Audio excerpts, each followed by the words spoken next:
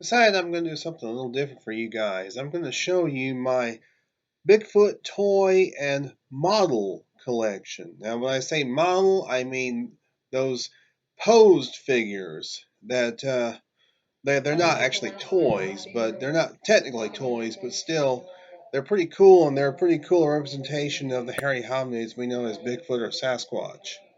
So let's get started. The first figure I'm going to focus on, I believe, is from Accoutrements. I think this came out around 2006 or 2007. I think it was 2007. But as you can see, looks pretty poseable. Has arms that bend, as well as the legs. Also has articulated ankles for superposability. It also turns at the waist, and you can kind of turn the head a little. Not very much, though. The head's not as good for turning as the waist is. So we're talking 11 points of articulation if you don't include the head, which only turns a limited amount. One cool thing about this is it can be posed like Patty. I'm having a little bit of difficulty getting it to stand up in this position, but you basically get the idea. You can see that the legs do like this, and they do like this. The arms don't swing out, unfortunately, so it's not exactly like Patty, but it's close enough. One other thing about this figure, the head can actually pop off, as you can see. It's not really a problem because you can put it right back on. I'll try and show you that in the next video. Yeah, there you go.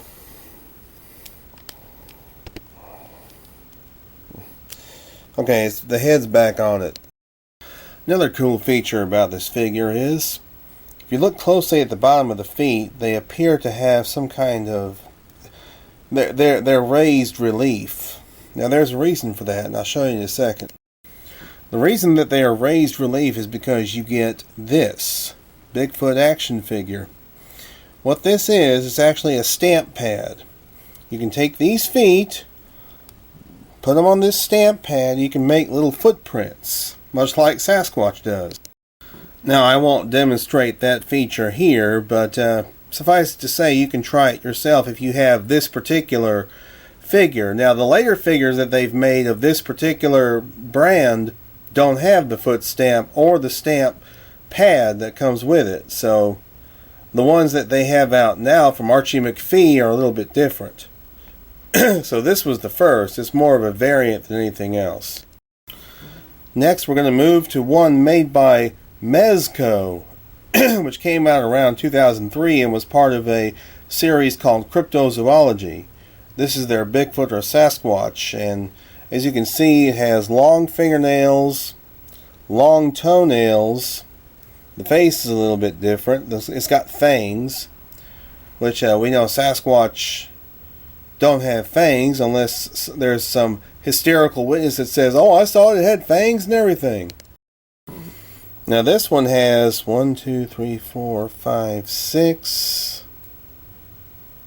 6 points of articulation. Bends at the elbows, bends at the knees, and you can sit it down. It has shoulder and hip joints.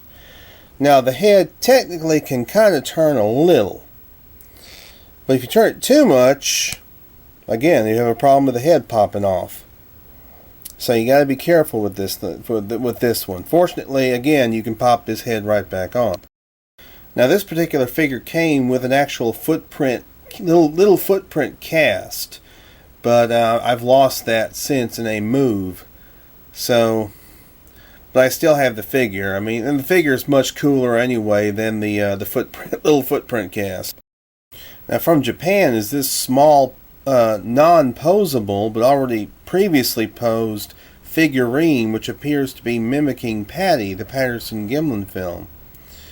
This is from Japan, and it came with a little slip of paper that has Japanese writing on it. So, and I don't know Japanese, so I don't really know what it says. I believe they also made a white one, which was a Yeti in the same pose. But it's probably more rare than this one. I'm not even sure what company made this, but it's got some pretty good detail. You can see muscles on the creature, or on the figurine. And it came with a little base. Now the thing is, you had to attach it to the base, and it kept falling off, so I just put some super glue up underneath it. It stays just fine. I've had this for a few years. Now we're going to get into something, yeah, look at that face. This is something more recent. This is called a Bigfoot call. It's from, can't remember the name of the company. Can't remember the name of the company right now, but this is their Bigfoot call. You can pick this up if you have a Dollar Tree in your town. It's only $1. And I'll demonstrate what it sounds like when you blow into it. And that's supposed to be a Bigfoot call or Sasquatch call. Sounds more like a duck call to me. If you blow into it a little bit harder, it's supposed to be a high-pitched squeal or scream. But it sounds more like air escaping than it does anything else. I would suspect this is more of a novelty item than anything else. I mean, you're not actually going to call in a Bigfoot with this thing. But it's a fun thing for kids and things like that, and for collectors like myself. So that's why I picked it up. It's only $1 at Dollar Tree. If you have one in your town, I would recommend checking their toy section. They just might have it.